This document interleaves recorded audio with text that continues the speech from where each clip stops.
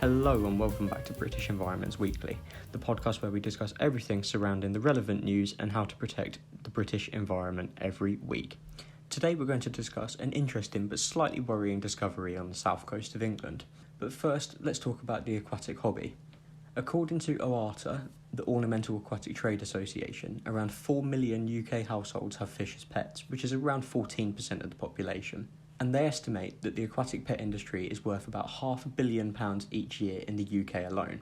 Now, many people growing up may have had goldfish in bowls, but things have moved on since then. According to the Animal Welfare Act 2006, it's actually against the law to keep fish in an environment without filtration.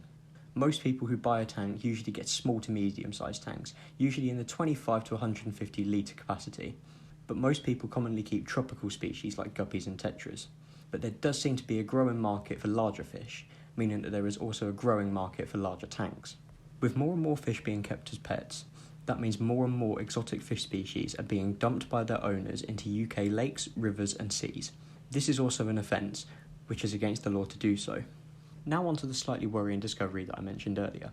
Arthur Summers was out sea fishing with his dad in late September 2021 when he caught a lionfish species off of the south coast of England in Dorset. Lionfish in the wild are not at all native or even located near the UK. They shouldn't even be able to survive our winters. So how did one end up here? To find out more on the discovery and about lionfish as a species and the dangers they can pose to the UK wildlife and environment and even humans, we decided to go and speak to an aquatic industry leader and lionfish specialist.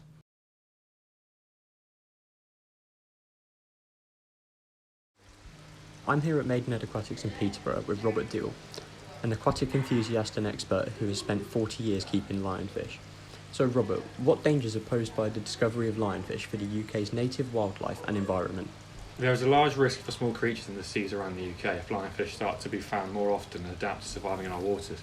The main diet of lionfish is other small fish and small invertebrates like crabs and shrimp, so the number of these creatures in our waters could be massively impacted if lionfish are found in our waters, more and more as they are not natural predators in our coastline environment. So it's evident that there are dangers for the small critters around our coasts, but are there any human dangers that we may face from lionfish in our waters? Lionfish have around 14 venomous spines across the top of their body, all of which pose a risk to humans if they're injected with the venom. The venom is painful but not usually fatal unless you have an allergic reaction to it. It will probably cause a burning sensation along with itchiness and irritation for most people, but in worst cases it can affect your heart rate and have symptoms that last up to a month. So it sounds like lionfish can pose quite a threat to us. Have you had any personal experience with the dangers of them? Back in 2017, I was stung by one of my largest species of lionfish that I keep at home. As a man who hasn't always led the healthiest of lifestyles, it affected me more than it would most others. It caused me to have heart failure and I spent 2 months in hospital being treated. The issues from the heart failure still affect my day-to-day lifestyle nearly 5 years on. And what advice do you have for anybody who may come across lionfish in UK waters? Coming across a lionfish in UK waters at the moment is very unlikely, but if you do, don't touch the fish. If you're unfortunate enough to be stung by one, get some medical help as to what to do next.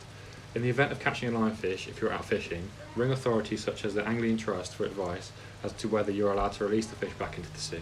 And what do you believe is the most likely explanation of lionfish ending up in UK waters?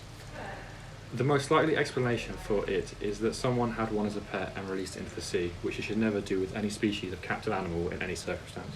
And lastly, why is it so bad for exotic and tropical pets to be released into the wild in the UK?